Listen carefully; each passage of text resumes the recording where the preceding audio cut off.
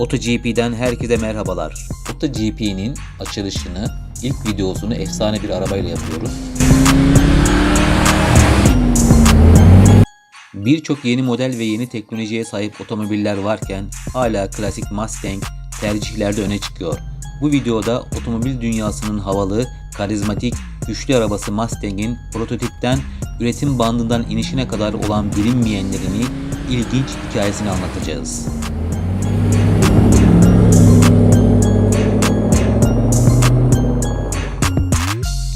Mustang, Amerikan otomobil tarihinin en önemli modellerinden biri. Gerek tarihi, gerek yepyeni bir konsept yaratması, gerekse kitleleri peşinden koşturması ve 59 yıldır hiç durmadan üretilmesi bunun kanıtı. 17 Nisan 1964'te ilk olarak halk gösterimiyle gerçek dünyayla tanışan Mustang'in 59. yaşında tarihi detaylara ineceğiz. Stampede, a stampede of 100,000 Mustangs. Ford Mustangs. In less than 4... İlk Mustang 1964'te piyasaya çıkmıştı ama Ford'un tasarım ve üretim süreci çok daha öncesine dayanıyordu. Küçük ve ucuz bir otomobil üretme fikri 1961'de dönemin Ford Genel Müdürü ve Başkan Yardımcısı Lee Iacocca'nın aklına gelmişti. Iacocca 4 kişinin oturabileceği yerden vitesli, ayrı koltuklara sahip, 1100 kilogramdan daha ağır olmayan ve 2500 dolardan daha ucuza satabileceğimiz bir otomobil üretmek istiyoruz demişti. Bu düşüncenin ortaya çıkışında GM'in Corvair modelinin de etkisi olmuştu. Iacocca bu otomobilden çok etkilenmiş, Ford'un da böyle kompakt bir otomobil üretmesi gerektiğine karar vermişti. Beneath this bright, fresh scrubbed look, a hurricane of power waits to be unleashed by an exhaust-driven turbo supercharger. There's also a 4-speed transmission for extra lift on the takeoff. 60'lı yılların başında Ford, kompakt boyutlarda bir spor otomobil üretmek amacıyla birçok farklı tasarıma sahip konseptler hazırlattı. 1960'ların sonlarında Ford'un daha iyi bir fikri var sloganıyla reklam kampanyalarını sürdüren Ford, bazen çok iyi olmayan fikirlerle ortaya çıktı. Halka tanıtımı yapılmayan mini station wagon Mustang bunlardan biriydi. 1962'nin yaz aylarında Mustang'in ilk Mustang 1 prototipi geliştirilmişti. Araç oldukça kompakt ölçülere sahipti. Motor olaraksa Ford Cardinal modelindeki 1.5 litrelik V4 güç ünitesi ve 4 ileri manuel şanzıman tercih edilmişti. Motor ortada konumlandırılmıştı ve hafif, oldukça dinamik bir sürüş karakteri sunuyordu. Testler aşamasında Formula 1 pilotu Dan Gorney, Glen pistindeki denemelerde F1 otomobillerinden sadece birkaç saniye yavaş olmasıyla potansiyelini göstermişti. Bir diğer prototip ise birçok kişinin ilk defa göreceği sedan Mustang'ti. Tasarımı, dış görünüşü, efsanevi Mustang'e benzemeyen bu sedan otomobil hiç de iyi bir fikir değildi. 1964 yazında DST, seri üretilen modelin neredeyse aynısı olan üstü açılır bir araba aldı ve onu dönüştürmeye başladı. Tasarımdan sorumlu olan kişi Vince Gardner'dı. Şasi çıplak kemiklerine kadar sıyrıldı ve orijinal 108 inç, dingil mesafesi sadece 90 inç olarak kısaltıldı. Orijinal ön uca dokunulmasa da neredeyse tüm diğer gövde panelleri yeniden tasarlandı.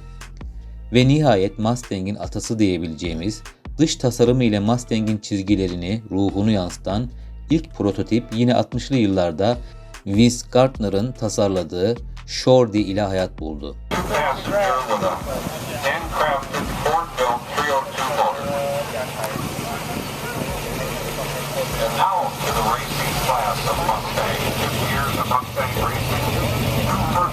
Shorty'nin hikayesi o kadar ilginç ki polisiye filmlere bile konu olabilir.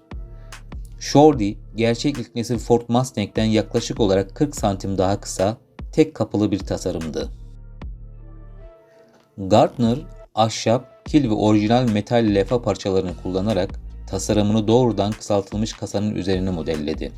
Gardner, tatmin olduğunda doğrudan modelden alçı kalıplar alındı ve fiberglass panelleri yapmak için kullanıldı. Süspansiyon genel sürüş yüksekliğini azaltmak için değiştirildi. Bunu yapmak için ön yaylar kırpılırken arka için alçaltma blokları cıvatalandı.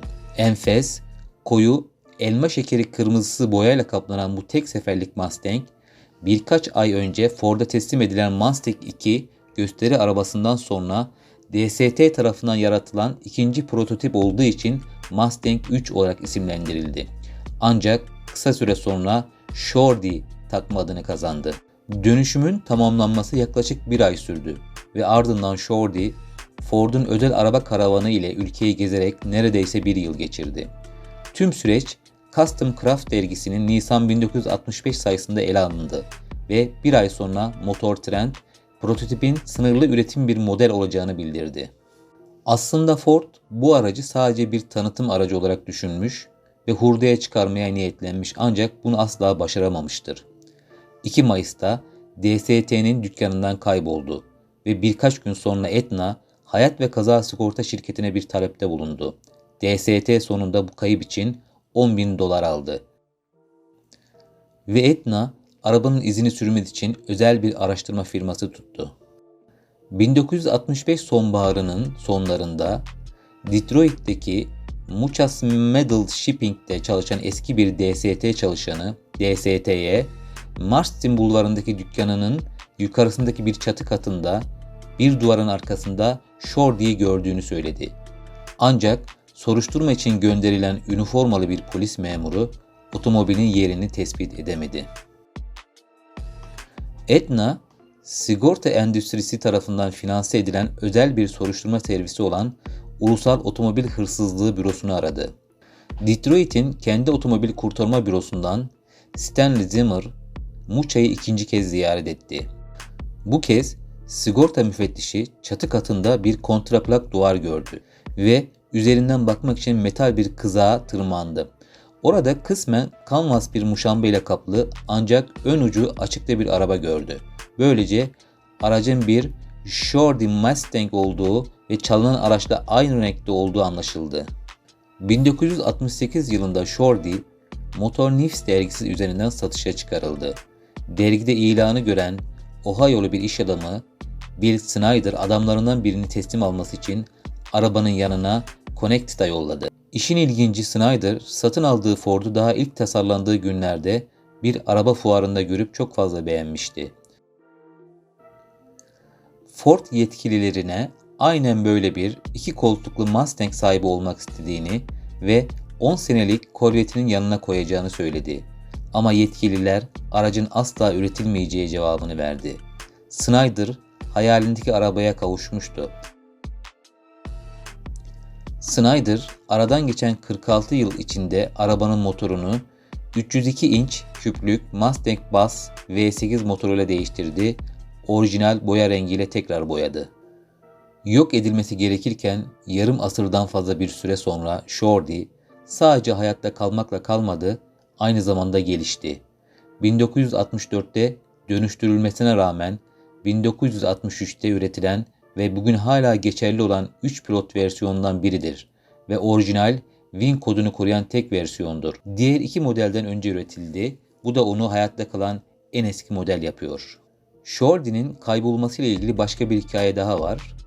Her şeyi tamamlanmış üretime hazır olan bu otomobil Ford tarafından beğenilmedi ve birçok konsept gibi basma makinesi için gönderildi.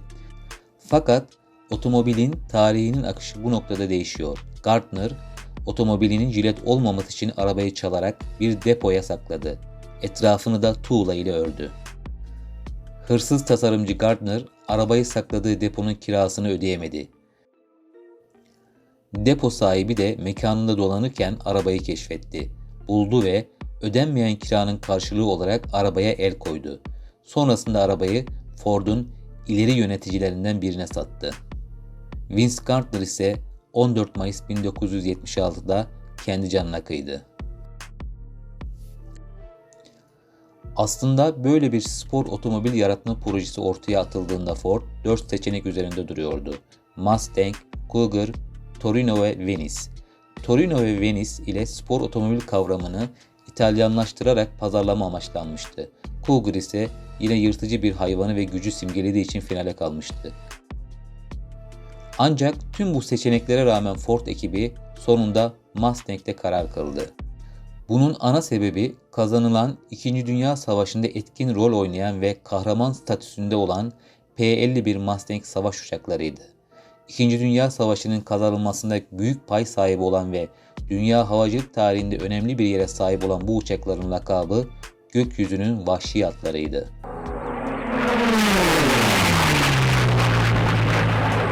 Ford, yeni üretmeye karar verdiği asi spor modeline de işte bu yüzden Mustang ismini vermiş ve Ford logosu yerine vahşi at sembolünü günümüze kadar Mustang'lerin önünde kullanmıştır.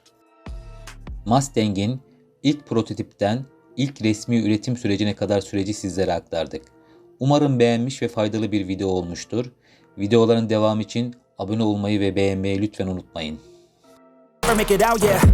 Please tell me all the bad, never good. Fill my head full of every single doubt, yeah. Please say any negative thoughts. I pop off when I hear people say I cannot. I get off to the thought of proving everyone wrong. I won't stop to the top, so you better back off and get lost. I'ma stay loud, stay proud, never running out, never heading south. I'll be spreading out, call it word of mouth. Can't put me down, I'll be getting loud. You can have your doubts, not what I'm about. Have your cloud, it be raining now. I keep making sound, go another round.